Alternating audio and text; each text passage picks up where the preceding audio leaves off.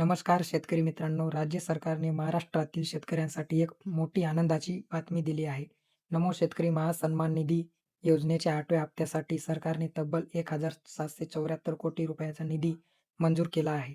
हा हप्ता कधी मिळणार, कोणत्या शेतकऱ्यांना मिळणार आणि शासन निर्णयात काय म्हटले आहे, याबद्दलची संपूर्ण माहिती आजच्या व्हिडिओमध्ये आपण पाहणार आहोत.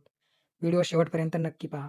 मित्रांनो, महाराष्ट्र शासनाच्या कृषी पशुसंवर्धन, दूध व्यवसाय विकास व मत्स्य व्यवसाय विभागाने दिनांक 16 मार्च 2026 रोजी एक शासन निर्णय निर्गमित केला आहे. या जी.आर.नुसार नमो शेतकरी महासन्मान निधी योजनेअंतर्गत पात्र लाभार्थ्यांना 8व्या हप्त्याचा लाभ देण्यासाठी 1,774 कोटी निधीला प्रशासकीय मान्यता मिळाली आहे. हा 8वा हप्ता कोणत्या कालावधीसाठी आहे? तर हा हा हप्ता ऑगस्ट 2025 ते नोव्हेंबर 2025 या कालावधीसाठी पात्र असलेल्या शेतकऱ्यांना दिला जाणार आहे. केंद्र सरकारच्या पी.एम. किसान योजनेचा 21वा हप्ता नोव्हेंबर 2025 मध्ये वितरित झाला होता.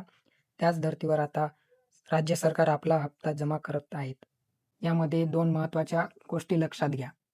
पी.एफ.एम.एस. रजिस्ट्रेशन पेंडिंग होते त्यांना या निधीतून लाभ मिळेल. ज्यांचे आधार लिंक नसल्यामुळे पैसे अडकले होते त्यांच्यासाठीही तरतूद करण्यात आली आहे. थोडक्यात सांगायचे तर जे शेतकरी पी.एम. किसान योजनेसाठी पात्र आहेत त्यांना हा 2,000 रुपयांचा हप्ता मिळणार आहे. शासन निर्णय दिनांक 16 मार्च 2026 ला निघाला आहे.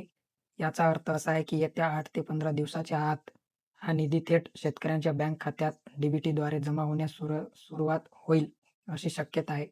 त्यामुळे तुमचे बँक खाते आधारशी लिंक असल्याची खात्री करून घ्या. शेतकरी मित्रांनो, ही होती नमो शेतकरी योजनेच्या 8व्या हप्त्याची ताजी अपडेट. सरकारने 1,774 कोटीचा निधी वर्ग केला असल्यामुळे आता तुमच्या खात्यात पैसे येण्याचा मार्ग मोकळा झाला आहे. आधार लिंक आणि के.वाय.सी पूर्ण असेल तर तुम्हाला यात कोणतीही अडचण येणार नाही. तुम्हाला हा व्हिडिओ आवडला असेल तर लाईक करा, तुमच्या शेतकरी मित्रांना शेअर करा आणि अशाच सरकारी योजनांच्या माहितीसाठी आपल्या चॅनलला सबस्क्राईब नक्की करा. चला तर भेटूया दुसऱ्या व्हिडिओमध्ये. धन्यवाद. जय महाराष्ट्र.